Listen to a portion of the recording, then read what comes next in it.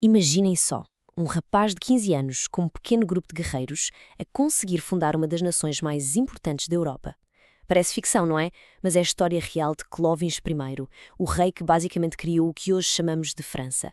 Vamos mergulhar numa história de pura ambição, jogadas de mestre e, sim, alguns atos bem brutais. Esta é a mesma pergunta de 1 milhão de euros, certo? Como é que um adolescente consegue construir um dos maiores reinos da Europa do zero? Para percebermos isto, temos de recuar no tempo. O Império Romano tinha caído e a Gália, que é mais ou menos a França de hoje, estava um autêntico caos. Era um salve-se quem puder. E é no meio desta confusão toda que aparece este jovem líder. Como é que ele se safou?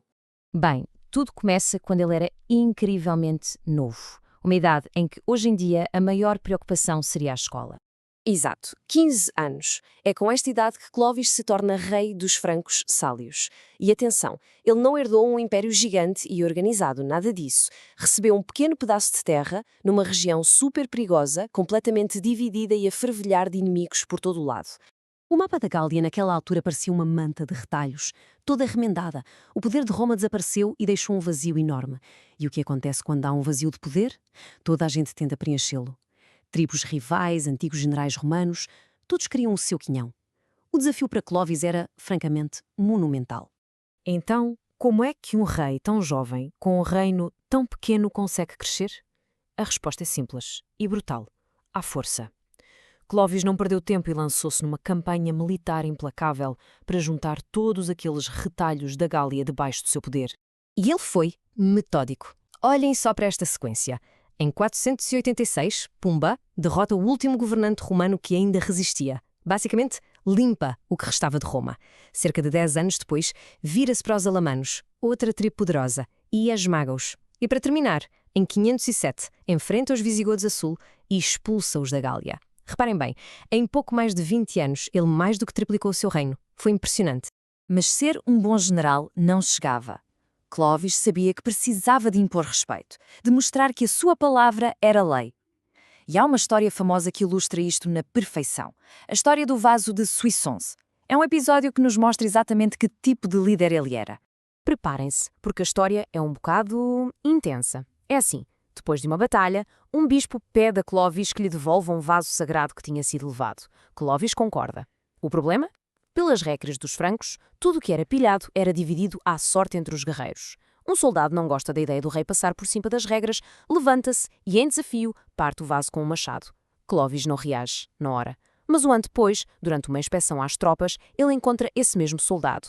Diz que as suas armas estão em mau estado, atira-lhe o machado ao chão e, quando o soldado se baixa para o apanhar, Clovis racha-lhe o crânio com o seu próprio machado, dizendo algo como: "Foi isto que fizeste ao meu vaso em Soissons."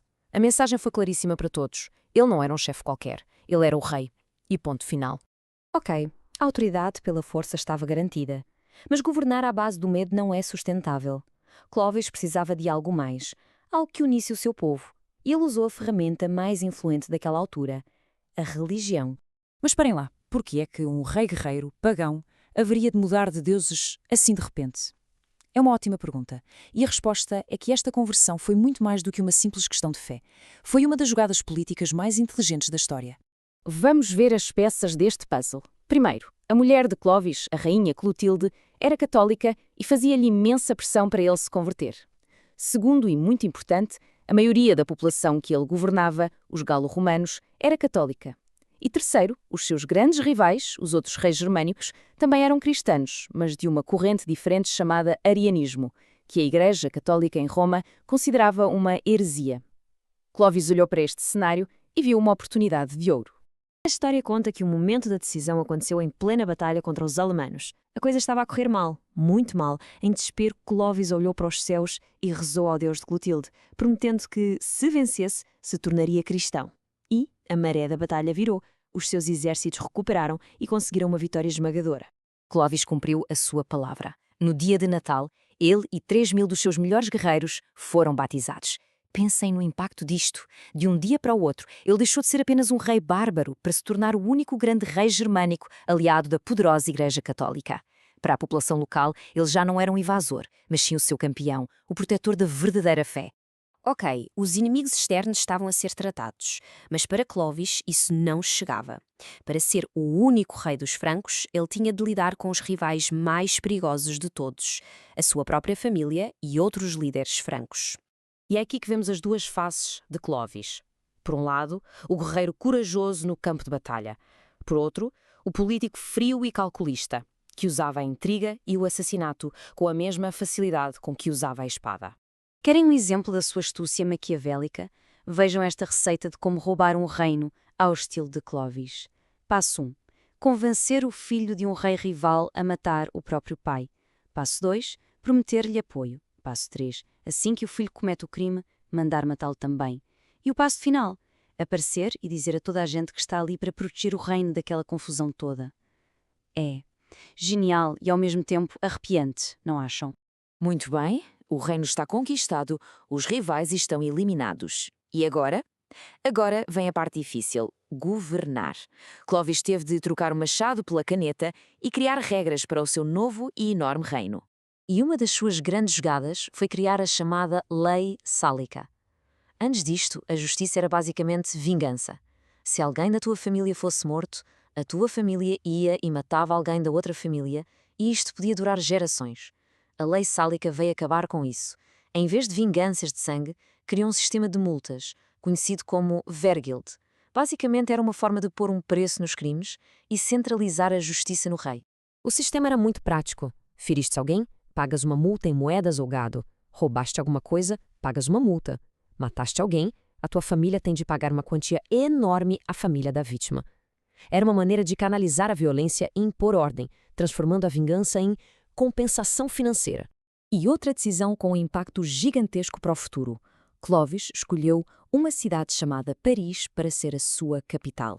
Na altura não era a cidade mais importante, mas estava num local estratégico. Essa decisão transformou Paris no centro do poder, um papel que, como sabemos, dura até os dias de hoje.